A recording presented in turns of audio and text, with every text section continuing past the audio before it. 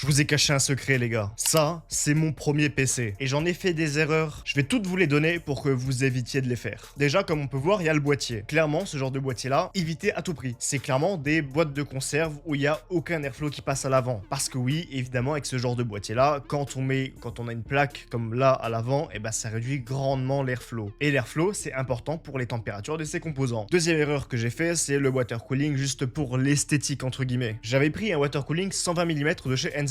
Au-delà d'être de la merde, en plus ça ne sert à rien. Déjà les water cooling 240 mm sont pas super utiles dans l'absolu. Les 120 mm, n'en parlons même pas. C'est inutile, c'est pas beau en plus, hein, franchement, le build est pas beau. Et en plus de ça, bah c'est plutôt cher pour ce que c'est. Il y a une très grosse erreur également que j'ai fait. L'alimentation aérocool.